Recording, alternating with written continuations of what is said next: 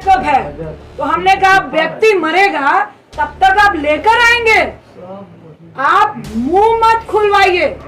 और हम लोग सिर्फ मुंह इसलिए नहीं खोल रहे हैं कि लोग पैनिक नहीं हो।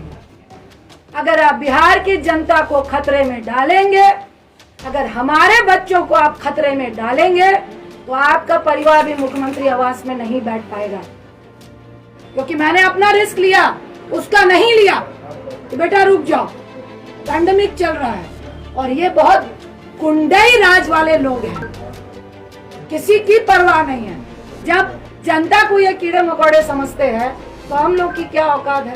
इनको ही खड़े खड़े इनको बेल दे देनी चाहिए थी। लेकिन ये रणनीति है और मैं नहीं चाहते हुए मैं कहूंगी कि दबाव में है।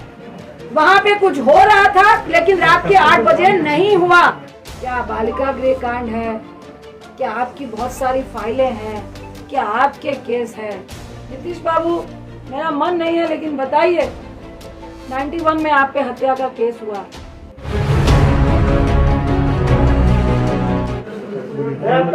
बिहार के तमाम पार्टियों के एमएलए, एमपीज, छोटे जनप्रतिनिधि, बड़े जनप्रतिनिधि, इवन जदयू के भी, भाजपा के भी, राजद के भी, सीपीआई सीपीएम के भी, तमाम लोगों ने, कांग्रेस के भी, तमाम कई मंत्रियों ने भी जो सपोर्ट किया पप्पू जी को, उसके लिए मैं उन सबका धन्यवाद करता हूँ।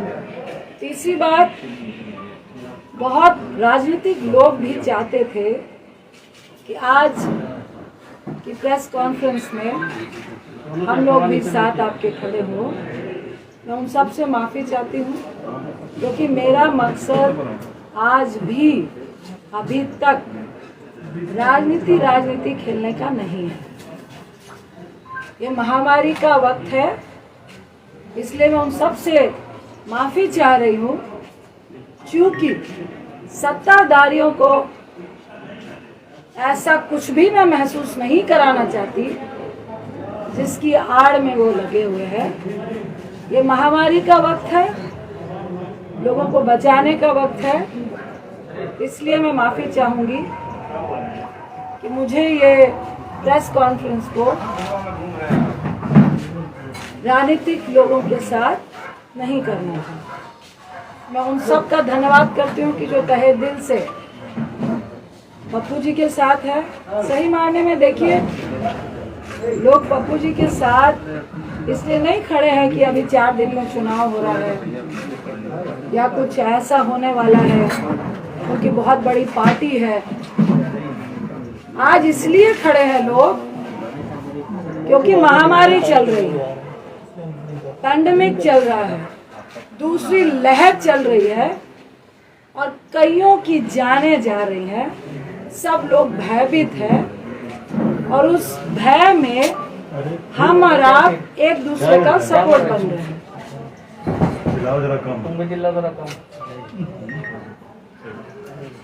देखिए, मुझे अच्छा नहीं लग रहा कि मैं नीतीश बाबू को कुछ ऐसे सवाल करूं, रूडी साहब से कुछ ऐसे सवाल करूं, भाजपा से कुछ ऐसे सवाल करूं इस वक्त जो मेरे चरित्र में नहीं है। पप्पू जी को आज जेल भेज दिया गया। क्यों भेज दिया गया? किस लिए भेज दिया गया? ऐसा क्या उल्लंघन किया था? ऐसा कौन सा अपराध था? 32 साल पुराना केस, सुबह 9 बजे से घर से लेकर गए हैं। पहले बोला लॉकडाउन का उल्लंघन है। भाई, दिल्ली में लॉकडाउन का उल्लंघन, अगर आपने मास्क नहीं पहना है 500 रुपए का पर्ची काट के आपको वार्न करके भेज देते हैं। ये होता है लॉकडाउन का उल्लंघन। अगर आप ब्रैकेटिंग के पास है, जाना चाह रहे हैं, आपके पास कोई सर्टिफिकेट या आप किस लिए जा रहे हैं नहीं है, तो आपको 1000 रुपये 2000 रुपये का चालान है। लॉकडाउन का उल्लंघन वही होता है। उनको लगा कि अब लॉकडाउन का उल्लंघन से तो बात नहीं बनेगी। तो ये कौन लोग थे? किनके इशारे पे हुआ? नीतीश बाबू, अगर आप इतने कमजोर और असहाय महसूस कर रहे थे तो भैया हम लोग को भी फोन करके बता देते कि भाई मैं मजबूर हूँ, बहुत कम विधायक आए हैं और भाजपा का सिर्फ बिहार में नहीं पूरे देश में गुंडा राज चल रहा है। जो वो चाहते हैं वो ही करते हैं। सत्ता में अगर आप हैं तो वो चोर नहीं है, अगर आप सत्ता में नहीं है तो आप चोर हैं। मुझे तो परेशानी के साथ हंसी भी आ रही थी कि ना चोर को पकड़ूंगा ना चोरी को पकड़ने दूंगा, ना मैं खुद काम करूंगा ना किसी को काम करने दूंगा। देखिए मुख्यमंत्री साहब, ये किसी पर छींटाकशी का वक्त नहीं है और मुझे आपसे कोई निजी दुश्मनी नहीं है। मैं तो आपसे ये पूछना चाहती हूँ कि आपको आखिर हो क्या गया है, इतने अपंग क्यों हो चुके हैं? ऐसी कौन सी चीजें हैं जिसके दबाव में आप वो सब कुछ कर रहे हैं जो बिहार को गवारा नहीं है? क्या बालिका गृह कांड है? क्या आपकी बहुत सारी फाइलें हैं? क्या आपके केस है? नीतीश बाबू, मेरा मन नहीं है लेकिन बताइए, 91 में आप पे हत्या का केस हुआ, 2011 में आपने उसको रफा दफा किया और हम भी चाहते हैं, हम भी समझते हैं कि राजनीति में केसेस होते हैं, कानून अपनी कार्रवाई करता है। 89 पे पप्पू जी पे केस हुआ, अभी वो तीनों लोग जो इस कांड का सूचक था, जो जिसने बोला कि मेरा किडनैप हुआ और जो गवाह था, उन तीनों का वीडियो चल रहा है कि ये केस फर्जी है। 32 साल पुराना केस आपको इस महामारी के वक्त याद आया, क्यों? इसी में सारी बातें छुपी है। रूडी साहब, क्या बोलूं, मुझे तो एक शब्द नाम लेने का मन नहीं कर रहा और मैं उनसे ये सबसे पहले मैं आपके माध्यम से उनसे पूछती हूँ कि आपका राजनीतिक इतिहास क्या है? आप राजनीति में कैसे आए, क्या संघर्ष किया? मैं पूरी बात रूडी जी नहीं बताऊंगी।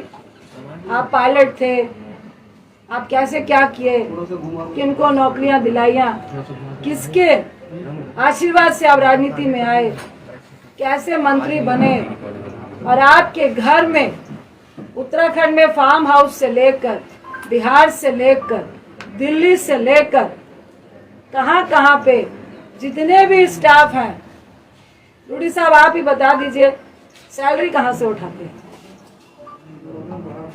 जो कॉन्स्टिट्यूशन क्लब में आपको इंचार्ज बनाया गया, वहां पे कितना घोटाला हुआ वो आप ही बताएंगे।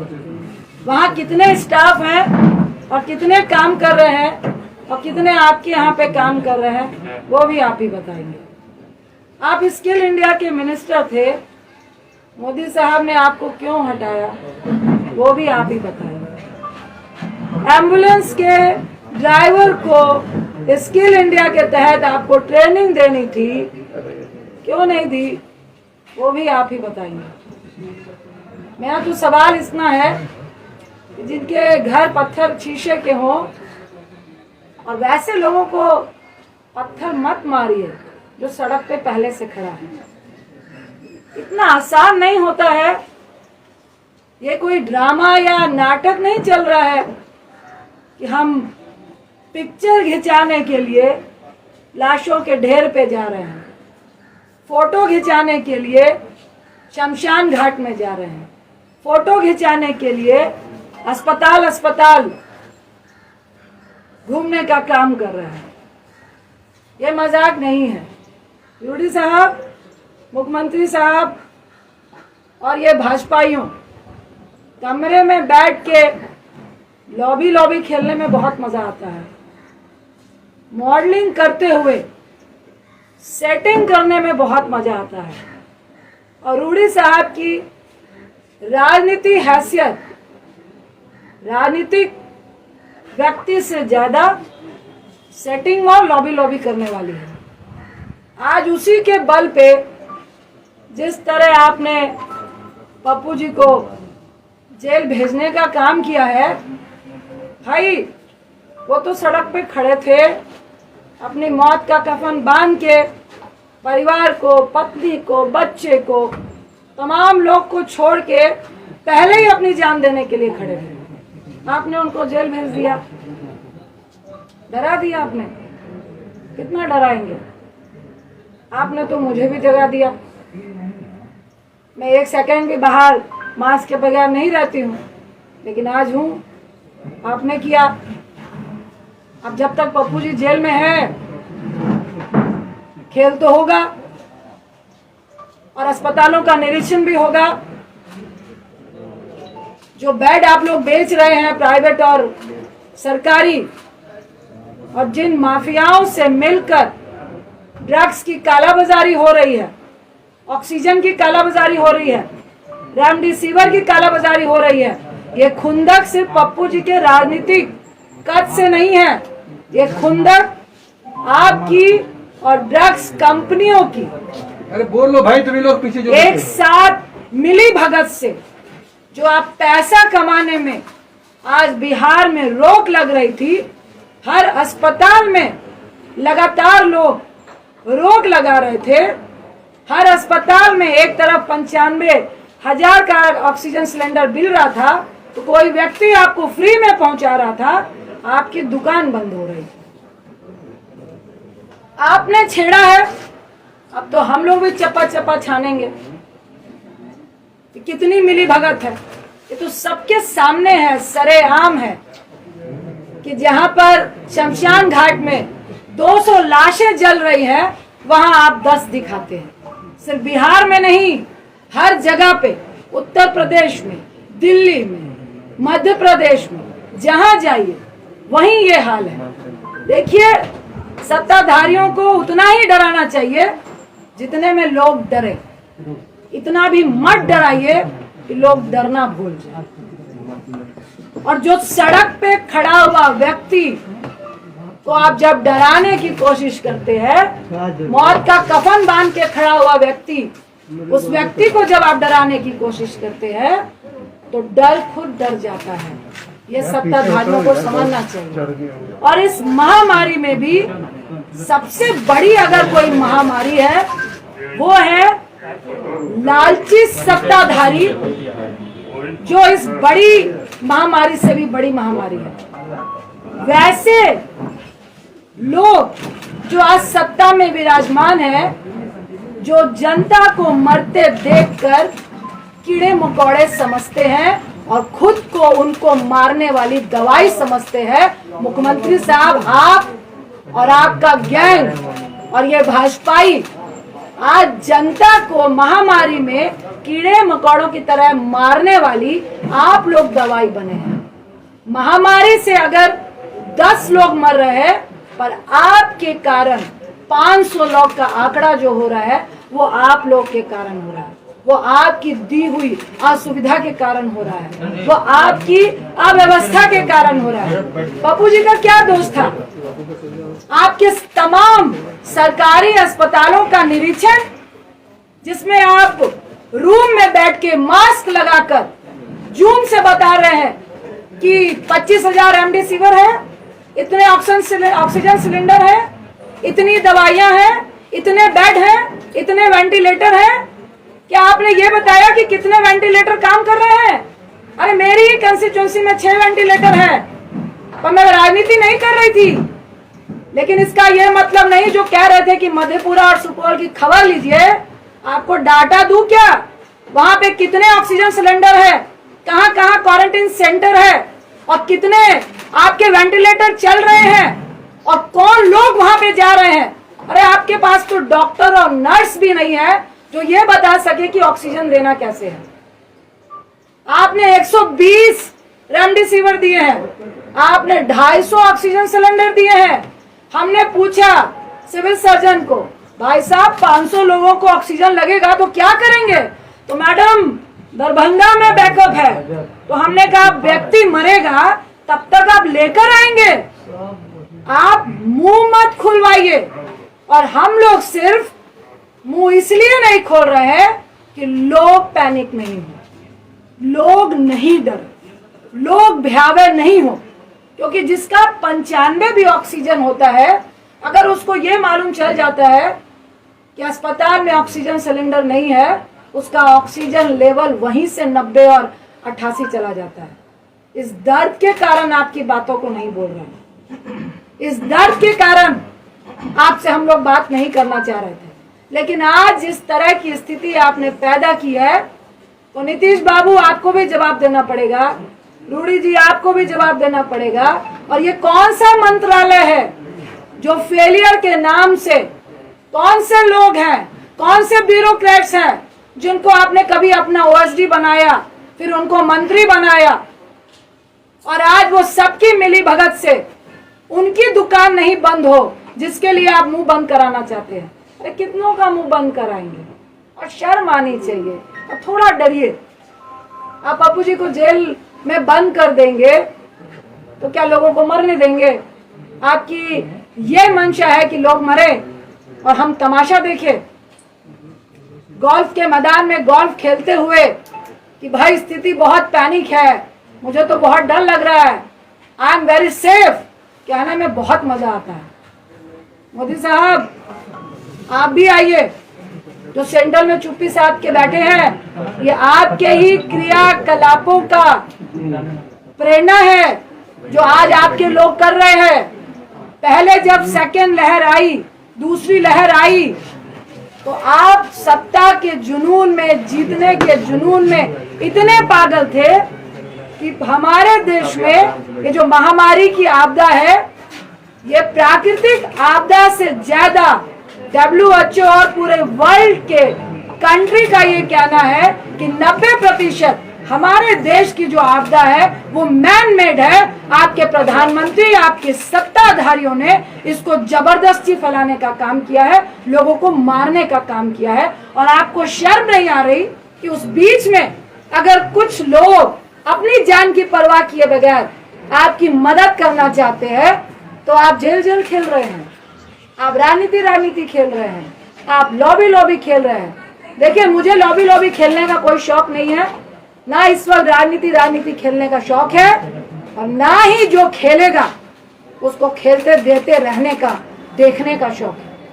देखिए, जो चौराहे पे है वो तो रहेगा, जो डर रहा है वो इस बात को समझे कि जल्द से जल्द अगर पप्पू जी की रिहाई नहीं हुई और ये ड्रामा चलता रहा, तो बहुत जल्द आपको भी मुख्यमंत्री आवास से निकलना पड़ेगा, आपके मंत्रियों को मुख्यमंत्री आवास से निकलना पड़ेगा, और चौराहे में खड़ा होना पड़ेगा और जवाब देना पड़ेगा। ये दिल्ली में बैठ के जूम से काम नहीं चलेगा। अगर आज आप फर्जी केस में पप्पू जी को जेल में डाल के ये जो प्रशासन और डॉक्टर का खेला खेल रहे हैं, 3 दिन से उनको पटना से मधेपुरा, मधेपुरा से वीरपुर, और अभी प्रशासन और डॉक्टर के सूत्रों से हम बता रहे हैं कि उनको दरभंगा आप भेज रहे हैं, और उसमें डॉक्टर बोल रहे हैं कि हमने लिखा है कि higher medicine, higher doctor facility की रिक्वायर। अब प्रशासन जाने कि उनको कहाँ भेजना है, प्रशासन कह रहा है कि डॉक्टर जाने की उनको कहाँ भेजना है। अरे आपका तो एक भी हॉस्पिटल में ऑक्सीजन सिलेंडर नहीं है।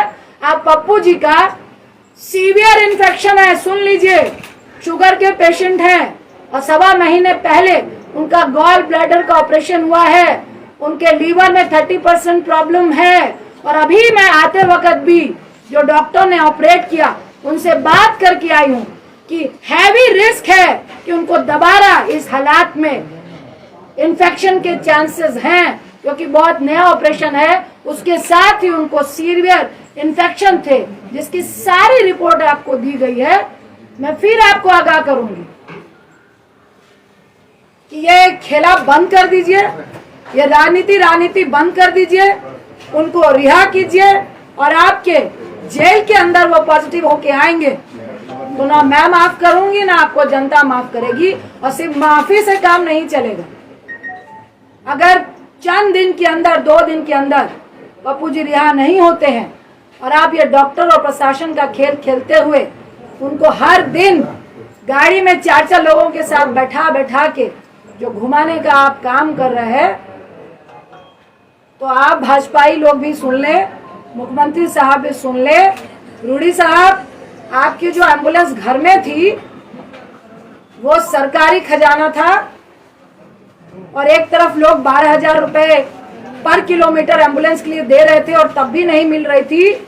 मैं अनशन में बैठूंगी जब तक आपको जेल के अंदर नहीं कर दिया जाएगा। ये खेला खेलना बंद कर दीजिए, ये गंदी राजनीति महामारी के वक्त बंद कर दीजिए। आज मैं फिर कह रही हूँ कि मुख्यमंत्री साहब फोन कीजिए, अगर आपको लगता है कि कोई मदद करने में राजनीति कर रहा है, मुझे फोन कीजिए, पप्पू जी को फोन कीजिए और बताइए कि पप्पू जी मदद कीजिए, महामारी है, हम सब मिलके काम करेंगे। लेकिन ऐसे मत कीजिए, ऐसे मत कीजिए जहां आपको लग रहा है राजनीति हो रही है। हम आपको सहयोग देने के लिए तैयार हैं। फिर आपको आगाह कर रही हूँ, इस महामारी में राजनीति मत कीजिए, किसी की जान मत लीजिए। अगर हमारी फैमिली को आप खतरे में डालेंगे, अगर आप बिहार की जनता को खतरे में डालेंगे, अगर हमारे बच्चों को आप खतरे में डालेंगे, तो आपका परिवार भी मुख्यमंत्री आवास में नहीं बैठ पाएगा। आपका बेटे की मैं रिस्पेक्ट करती हूँ, भूल हो गई, आपका पूरा परिवार नहीं है, लेकिन मैं टिप्पणी नहीं करूंगी। भाजपाइयों का परिवार है, जो मॉडलिंग करते हैं उनका परिवार है, और मुझे सबके परिवार के लिए दया है और सबके परिवार की फिक्र है। इसीलिए हम लोग चुपचाप बैठे थे, इसीलिए आज मेरा बेटा यहाँ नहीं आया, क्योंकि मैंने अपना रिस्क लिया, उसका नहीं लिया कि बेटा रुक जाओ, पैंडेमिक चल रहा है। और ये बहुत गुंडई राज वाले लोग हैं, किसी की परवाह नहीं है। जब जनता को ये कीड़े मकोड़े समझते हैं तो हम लोग की क्या औकात है। लेकिन औकात उसी की होती है जो गोल्फ लिंक में बैठकर गोल्फ खेल रहा होता है और पेस्ट्री होता है, जो सड़क पे होता है, उसको औकात दिखाने की कोशिश नहीं कीजिएगा। मैं इतना ही क्या कि मुख्यमंत्री साहब, अब ये राजनीति बंद कर दीजिए। उनको इस फर्जी केस से वीडियो वायरल हो रहे हैं, वो सब दिख चुका है कि वो फर्जी केस है, उनको रिहा कीजिए और हम लोग सब मिलकर इस महामारी से लड़िए। क्योंकि एक तरफ आप इतनी घटिया राजनीति कर रहे हैं और दूसरी तरफ तीसरी लहर की बात इस देश में हो रही है, उसकी चिंता कीजिए। अपनी राजनीतिक रोटियां सेकने की चिंता मत कीजिए। अगर आपको डर लग रहा है उनके कद से, तो चुनाव अभी बहुत दूर है, तब तक जनता भूल जाती है। ये आपको हम लोगों से ज्यादा मालूम है, इसलिए महामारी की फिक्र कीजिए, राजनीति की फिक्र मत कीजिए। बहुत बहुत धन्यवाद।